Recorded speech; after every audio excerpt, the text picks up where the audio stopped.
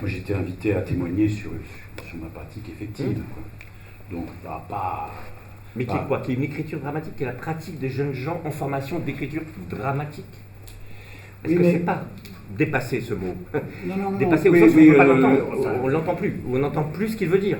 Que tu as très bien rappelé. Oui. Enfin, il y a un peu deux écoles de pensée là-dessus. Je veux dire, il y a l'idée qu'on est entré dans une ère post-dramatique, et puis il y a l'idée que le dramatique est un phénix qui renaît perpétuellement de ses cendres et qui se réorganise en impara, néo, tout ce qu'on sera dramatique. Bon, je veux dire,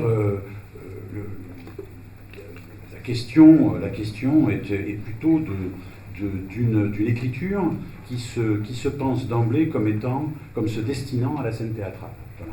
Ou comme se destinant à s'agréger à un travail d'invention de la scène théâtrale. Voilà. Quelle qu'en soit la forme d'émergence, quels que soient les protocoles d'invention par lesquels on passe, et Dieu sait qu'ils sont diversifiés, nombreux, plus ou moins visibles, etc. Mais là n'est absolument pas justement le lieu de développer au-delà du raisonnable. Donc je témoigne à partir de ma pratique, et je dirais aussi, et c'est juste terminer par ça, pour te répondre, il y avait quelque chose de très sensible au sein du théâtre qui était un rapport totalement ambivalent, disons, des équipes artistiques, et disons des metteurs en scène directeurs, enfin, et une certaine génération, à l'endroit, à l'égard des écrivains dramaturges. Bon. Et qui me paraissait totalement contre-productif, puisqu'à la fois il déplorait qu'il ne soit pas davantage au fait des processus d'invention proprement scéniques, et en même temps faisait tout pour que surtout ils ne mettent jamais un orteil sur la scène, etc. C'est-à-dire les maintenir à la périphérie totale du théâtre. Donc voilà, il y avait l'idée qu'à un moment, je me suis dit arrête de râler, qu'est-ce que tu fais toi? J'ai inventé ce machin. J'aurais une question pour Laure. J'ai une question. Bien sûr. Dans l'atelier d'écriture, pour moi, donc c'est mon mercredi après-midi ici, je le considère toujours comme un pivot, c'est-à-dire un temps de pratique où mon travail c'est d'interroger ce petit morceau de pratique, un temps complètement libre et disloqué, et un moment où on se rassemble pour l'interroger ensemble. Et dans ta pratique à toi, la notion d'atelier d'écriture est quasiment absente, même s'il y a ce workshop avec les auteurs. Donc c'est quelque chose où je voudrais t'entendre. C'est vrai que j'ai eu du mal à... J'avais tellement de choses à dire, en fait j'ai été obligée de faire des espèces de grosses coupes comme ça, c'était un peu compliqué. Puis je voulais donner un peu une image d'ensemble de ce qui se passe en disant que comme tout cela est très inédit finalement, il fallait bien partir de quelque part. Mais effectivement, moi dans mon enseignement, il y a trois choses. Le séminaire, donc les auteurs dont j'ai parlé, c'est-à-dire voilà, des auteurs que j'évoque, les suivis individuels des projets littéraires bien évidemment, et l'atelier d'écriture, c'est le mardi matin. Et en fait ça a pas mal évolué, ça fait 3 ans maintenant, et voilà, d'année en année, déjà le thème, entre guillemets, en tout cas l'idée d'ouverture change, et on essaye à chaque fois, j'essaie de voir comment ça peut fonctionner, parce que l'année dernière je faisais pas mal de séances assez courtes, sur une question épineuse, et on voyait ce que ça pouvait donner tous ensemble, et cette année c'est plutôt autour d'une notion où effectivement je pense que là on se rejoint aussi pas mal. Les étudiants arrivent avec des textes, on les partage, en tout cas bon, pas tous en même temps évidemment, mais certains, ceux qui veulent partager, en partagent 3 ou 4 par séance à peu près, selon la longueur des textes. On retravaille à partir de là, et puis moi j'essaie de parler à chacun individuellement, donc effectivement d'une fois à l'autre, pareillement, cette année on a une imprimante, on est hyper content, donc on peut imprimer les textes, et ça permet de les retravailler plus précisément et d'alterner entre le moment de travail collectif et puis quelque chose qui est plus de l'ordre d'un tête-à-tête avec les étudiants. Mais c'est vrai que ce qui est important de dire, c'est que c'est ce qu'on disait tout à l'heure, c'est que c'est pas du tout vertical. Moi j'arrive avec mes propositions, et puis des fois je me dis ça peut très bien ne pas marcher aussi. C'est qu'on est tous en train de risquer des choses, on est tous en train d'avancer. Voilà, et puis il y a des étudiants entre eux aussi qui se disent regarde là peut-être essaye ça va marcher autrement. Donc c'est bien une logique atelier. Oui, c'est totalement une logique atelier, il n'y a pas une sorte de discours prédominant, c'est vraiment on travaille tous ensemble et puis on voit où ça avance, et c'est une grande aventure, et Et il y a vraiment beaucoup d'énergie dans ces moments-là, effectivement. Il y a vraiment énormément de choses qui passent. Et ce que tu disais était très important tout à l'heure, c'est qu'il faut s'extraire. Évidemment, on a tous nos références etc. Mais moi, j'essaye maintenant de penser en fonction de leurs travaux, de me dire tiens, je passe dans une librairie et je dis ah mon Dieu, ça va intéresser un tel ou telle chose. Et on sort, et c'est ça qui est très intéressant, je trouve, en tant que créateur et écrivain, c'est qu'on sort de nos champs, de notre zone de confort, pour ainsi dire, et on est amené à expérimenter plein de nouveaux champs. Et ça, c'est absolument, pour moi, c'est d'une richesse incommensurable. C'est assez infini en même temps, je pense qu'il faut savoir se raccrocher à des choses, parce que ça peut ne jamais s'arrêter, mais ça ouvre des perspectives qui sont absolument fabuleuses.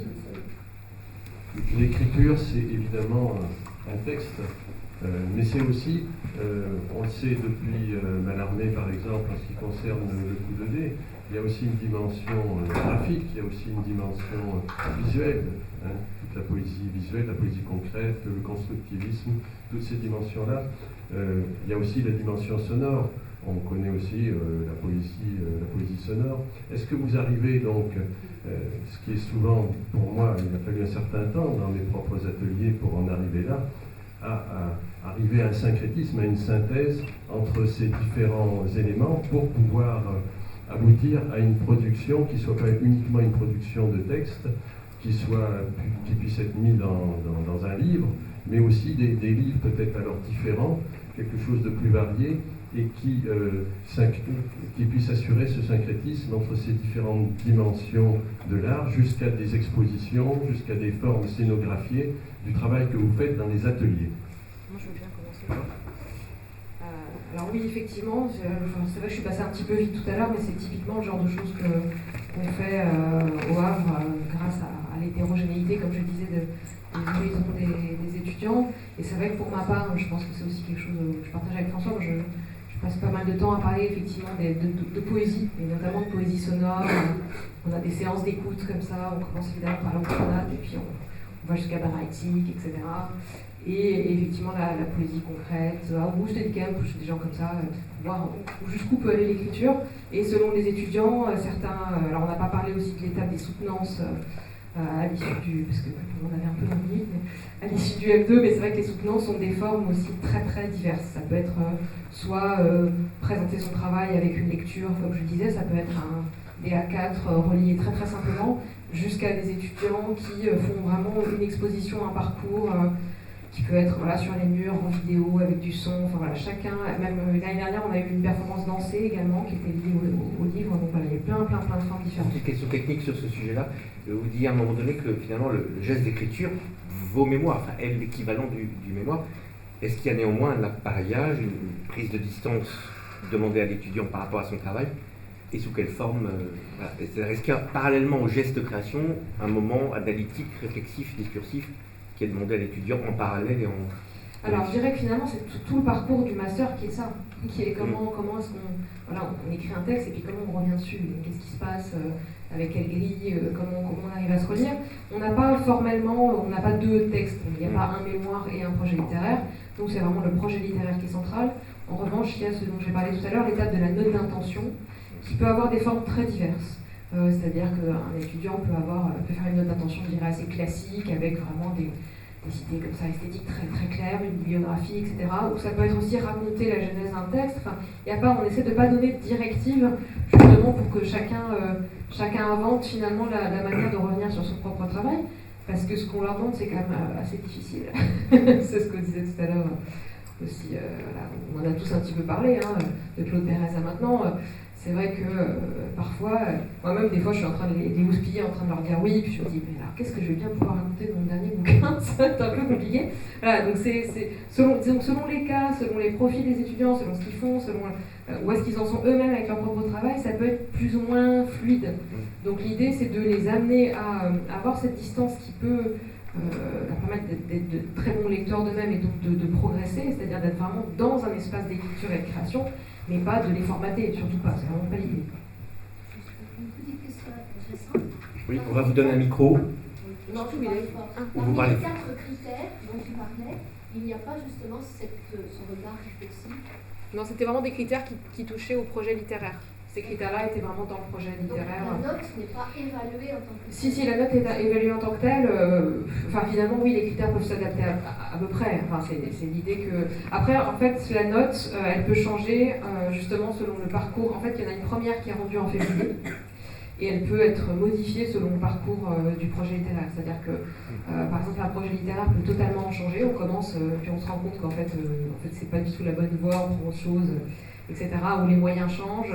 Et donc, dans ces cas-là, il peut y avoir aussi une réécriture de cette note d'intention. Et c'est souvent, ça peut être même plus intéressant finalement que si elle ne change pas. C'est là où on peut vraiment avoir une sorte de conscience très claire de ce qui se passe quand on travaille son propre texte. Non, c'est juste pour quelques éléments là, sur cette question. Ce que j'ai mis du temps à... Ça, c'est la 3e année. La première année où je suis arrivé ici, j'avais vraiment cette culture, pas du livre, mais de dire mon travail, c'est de faire de l'écriture dans une école d'art et donc de proposer aux étudiants une aventure, sinon qui ressemblait au livre, ou en tout cas qui pouvait être une variation ou un enrichissement, ou avec du numérique, avec des images et tout ça, mais toujours centré sur une idée, comme ça, Lionel en parlera tout à l'heure, sur ce concept de publication et d'avancée de forme qui relève du littéraire. Et ce que j'ai mis du temps à appréhender ici, cette espèce de culture de l'autonomie qui devient un projet d'école, mais qui en fait c'est tellement imprégné dans les murs que, par exemple, on a un projet à la centrale de Poissy juste à côté. On est 2 enseignants à suivre, Christophe Cusin qui lui est peintre en bâtiment, c'est son seul diplôme de la CAP de bâtiment, Christophe. Et en même temps, nous, on ne met pas les pieds. Par contre, débriefer avec les étudiants quand ils reviennent de la centrale, le travail qu'ils ont fait avec 6 étudiants y vont, travaillent avec 6-8 détenus, comment ensuite un autre groupe ici s'approprie les productions faites et les renvoie avec bon, et ça, ce genre de culture, hein, pour moi, c'est quelque chose qui vaut aussi pour le film, pour le labo photo. Donc il y a des outils. Il y a, tout le couloir là où on a mangé, là, c'est occupé par la sérigraphie. Donc il y a des revues, il y a des fanzines, il y a du travail sur affiche. Il y a d'autres étudiants, des fois c'est simplement des petits post-it mis sur la fenêtre. D'autres c'est des interventions dans la ville et tout ça. Donc comment arrive Ouais, je vais dire, le paradoxe pour moi maintenant, c'est de savoir que ce travail, quand ils vont faire des perfs dans les trucs parisiens, quand ils vont passer le week-end à Bruxelles avec Antoine Bout, ma seule inquiétude, c'est combien de bières ils vont boire dans le week-end, mais bon... Il ne faut pas que je me laisse aller à plaisanter. La question, c'est qu'ils font ce travail-là tout seul et que ce travail, naturellement, est à l'écart du seul paysage du livre. Et mon travail, c'est plus d'interroger le statut du langage dans l'intérieur de ces travaux. Quelquefois même, s'il s'agit d'un travail de photo ou d'un travail de danse, là même, où il n'y a aucune instance de l'écriture. Et ce qui, moi, m'interroge le plus profondément dans ce qui se passe ici, c'est en quoi la position où ils sont, y compris dans leur pratique de lecture. Tout à l'heure aussi, j'ai parlé de pratique de téléphone. En quoi cet horizon de l'écrit hors du livre ou de l'écrit sans livre me permet, moi, de me positionner dans une question qui est cruciale, dans un contexte de... là, on sera probablement en désaccord avec Laure, mais où le paysage éditorial est vraiment rien moins que joyeux, et c'est pas la forme du livre que je m'accroche dans mes propres pratiques. Naturellement... Et pourquoi tu n'es pas d'accord ? Pour la question magnifique tout à l'heure de la recherche, par exemple, dans le concept de livre, qui remanifeste une idée du livre dans ce travail. C'est juste dans ce sens-là. Et t'es éditrice, ce que je ne suis pas. Ouais, mais à chaque fois, je me suis cassé la gueule, pas. Une dernière intervention avant une petite pause, oui. Oui, vous avez parlé beaucoup l'un et l'autre de beaucoup de singularité. Il me semble que c'est un des critères, je dirais, un peu crucial, décisif, tant en termes d'évaluation qu'en termes de processus, en termes d'origine, de motivation de ces ateliers. J'arrive pas très bien à voir de quelle singularité vous parlez. Parce que tantôt, vous parlez du singulier de l'énonciation, du singulier du champ littéraire ou autre, artistique, ou voire du singulier du rythme. Je disais, je déteste le rythme des autres. Voilà, Je pense que cette question, elle est quand même à creuser. On peut parler en même temps. Voilà. On va faire un concert bientôt. Alors, je pense qu'il y a plein de réponses à inventer. Alors peut-être, je ne sais pas si c'est peut-être l'interrogation, quand on parle de singulier, c'est pas pour dire originalité, pour dire que voilà, c'est pas quelque chose qu'on recherche, on ne dit pas à chacun, tiens, il faut faire la roue sur une seule main, etc. C'est plutôt l'idée que, justement, on l'a dit à plusieurs reprises, comme on est dans une transmission créative et créatrice et des objets de création, l'idée n'est pas de formater, l'idée n'est pas d'essayer de créer des petits clones dans des petites chapelles. C'est d'ailleurs l'attaque récurrente de ces formations de création littéraire, c'est qu'on nous dit oh, mon Dieu, il va y avoir 20 romanciers qui vont sortir, ils vont tous se ressembler. Ça c'est le premier corollaire. Le deuxième c'est oh, mon Dieu, il va y avoir 20 romanciers de plus dans la rentrée littéraire. Chaque année, on va monter à 680. Donc voilà, quand on parle de cette singularité, c'est justement pour, à mon avis, garder en tête que c'est à chaque fois un univers particulier qu'on aborde. Donc chaque étudiant a vraiment un univers qui est totalement différent. Et l'idée, c'est d'entrer dans sa propre logique et de le faire progresser, et pas de lui imposer des carcans extérieurs. Ouais, moi, ce sera rapide, je voulais juste vous remercier. Parce que typiquement, pour moi, ça fait partie du travail. C'est-à-dire des mots qui se banalisent, on ne fait plus gaffe. Et là, Michaud, il fait tilt complètement. Et en même temps, je pense que ça désigne quand même, malgré tout, quelque chose qui est vraiment ce qui définit, dans une petite communauté comme celle-ci, et surtout une temporalité. C'est un premier cycle 3 ans, ensuite 2 ans où le rapport est différent, parce qu'ils sont beaucoup plus autonomes en préparant le DNSEP, plus les relations en stage, votre voisin là, qui les envoie à l'autre bout du monde, au Brésil, dans les relations internationales de l'école. Et pour moi, ce qu'on rejoue à chaque fois, c'est justement, si j'arrive à Sciences Po, je fais un atelier. De toute façon, j'y vais plus, ils m'en diraient plus. Mais ici, c'est-à-dire accueillir un texte, et quelle que soit la fragilité ou ce qu'on repère qui se rejoue et qu'on a déjà vu, ou dans les stabilités, arriver à travailler à reconnaître ce qui ouvre une piste vers l'inconnu ou tout ce qu'on veut, ou l'inouï, ou tout ça. Et ça, par contre, je crois que c'est pas le plus dur du travail, mais je crois que c'est ce qui oblige à travailler sur soi et hors du temps école, en permanence, pour arriver à reconnaître ce petit truc et à chacun le formuler.